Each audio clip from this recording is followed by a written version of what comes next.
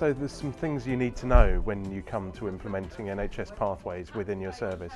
The first thing is it's a big project, and it's a big project that's going to need direct project management with a dedicated personal team to be able to deliver it.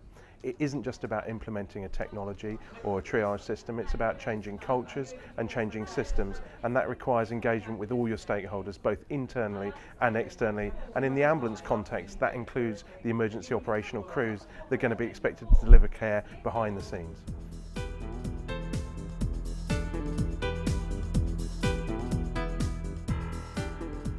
We always talk about staff engagement being a priority in any service change and management project, but it absolutely is a priority when implementing NHS Pathways. You need to engage with the staff who are going to be delivering the service, but you also need to be engaging with the staff who work around the service, so each of those groups understands the context in which the system works. So for example, in the 999 environment, we know that possibly 1 in 10 calls are not going to require an ambulance and can be handled through alternative care pathways by accessing the DOS. But within the NHS 111 and out of hours environment, actually we might find that only 1 in 10 of those calls require an ambulance. But each of those systems and staff need to be able to understand the context and how the system works in that environment.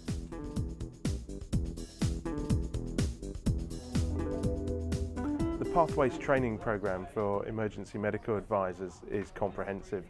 It includes a range of anatomy and physiology and medical terminology for the non-clinician staff, and it provides a 60-hour programme which has a range of written and practical assessments that allow the staff to be confident in using the system. But it isn't just about the training programme. There's a range of post-implementation mentoring and reassessment that needs to be undertaken. And you're going to need to choose the right people to do the training. You're going to need to make sure the quality of those courses is constantly reassessed and monitored, and that the support's provided for staff when going through this process. And understand, actually, there could be a period of time between the time that you train your first cohort and when you go live with the system, and you have to have strategies to handle that. People need the confidence, and the programme will provide it.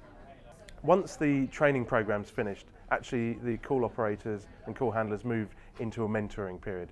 It's a 4-week or possibly longer period where actually they're provided one-on-one mentoring and support from trainers and coaches, have their calls audited and are provided direct feedback and guidance. And it moves the staff from the position of having done a training course to being able to operate the system safely and confidently within the live environment. Don't underestimate the training need, because it isn't just about the NHS Pathways training and the call handler training. There's a variety of other factors that you're going to have to consider and plan for, including the training around operating the NHS Pathways system within its computer-aided dispatch environment in an ambulance service setting. It's about the local operational procedures, dealing with vulnerable adults, falls referrals, and the things that make the service work within the context of your organisation. It's a big investment in people to get this right, both in terms of time, money, and the support that you're going to need to provide people to allow them to excel with this system.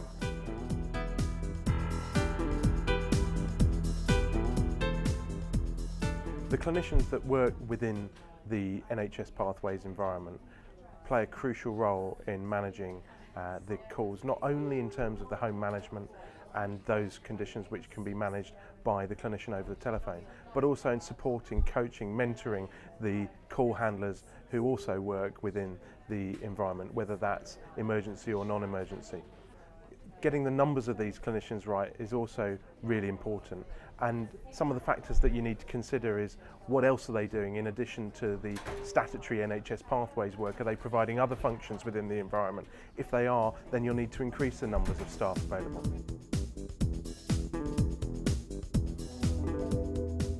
So the training and success of the training programme is going to rely on a number of factors. Number one, the trainer, and number two, using the peer support from around the system to help you do that, because actually you need to develop skills and experience which are real life-based skills of working within the system, and you're going to have to borrow those experiences from colleagues around the wider NHS and social care environment who have experience of working with the system. The trainers themselves need to be the right people with the right aptitudes and understanding, And we've learned from experience that those people come from a range of backgrounds. Some of them are clinicians, some of them are paramedics, some of them come from the call-taking environment, and some of them are managers. But the essential thing is to do regular reviews and feedback from the candidates and students to make sure the trainers are able to deliver meaningful training that can translate into good quality practice. You're going to need to invest in the trainers. You're going to need to select the right trainers, and you're going to have to be open in terms of where they come from. The people you're looking for are going to be able to instill confidence, understanding in the people who are going to be operating the system. They may come from a variety of backgrounds, whether it's from the call handling environment or a clinician or a paramedic, but crucially they're going to need to be supported in the early days by people within your peer support group from across the wider NHS and social care in systems who already operate NHS Pathways, because then they'll be able to give the richness of understanding what it is to deliver the service within a live environment.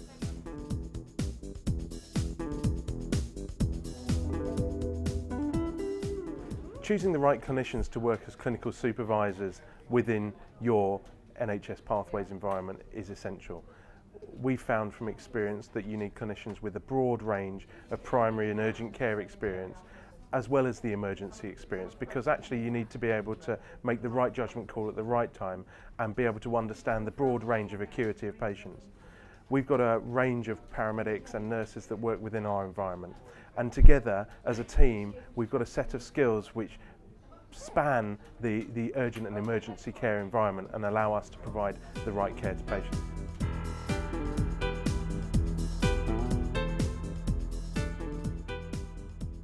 It's really important that you engage with the clinicians who will be interfacing and working with and around the NHS Pathways environment.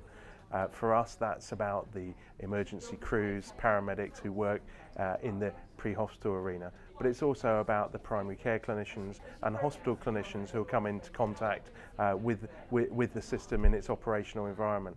And they need to understand what the system is and what it isn't.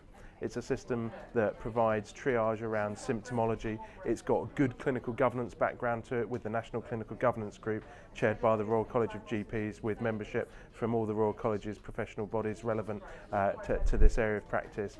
And it provides a framework which allows the advice to be given to patients to follow a course of action, a care plan or access care from a specific set of skills and clinicians within a particular environment.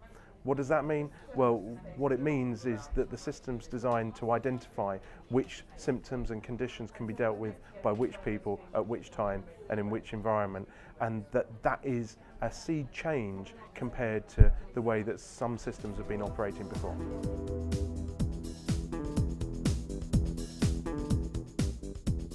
The audit and CQI process within the NHS Pathways system is critical, and when you're implementing the system within your service, actually it's one of the top priorities in terms of the project planning. You need to be able to use it from the moment you go live, because the insight that you get from the audit tool and the CQI tool will tell you how individual calls are handled, individual call handlers are handling their calls, and how teams and the whole organisation are performing against a range of markers. And it isn't just one standard, it's a range of things that tell you whether the system's working as it should be and safely. The CQI tool and the audit process is a vital component of ensuring that the system is being used correctly within your environment. It's also something that provides support and development opportunities for the staff who take and handle calls, and it will allow you to benchmark both internally and externally, but also within your team structure, to ensure that the system's operating safely and you're getting the best out of it.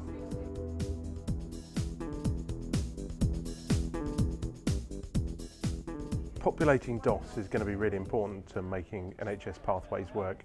What's really important to you as a service is making sure that you've got local ownership and local responsibility to work hand in hand with the commissioners to ensure that it's up to date with the right information and that it works for the needs for your patients. The management of the Directory of Services, or DOS system, is absolutely pivotal to making this system work well within your organisation. And whilst DOS is managed by the PCTs, commissioners and CCGs in the future, actually there needs to be internal organisational responsibility for it as well. And that's going to happen by working closely with the commissioners to ensure that someone who works within your service can take control of the way it's used, because it's used by the staff operating within your service, and therefore you're in the best place to know whether it's meeting the needs of your system.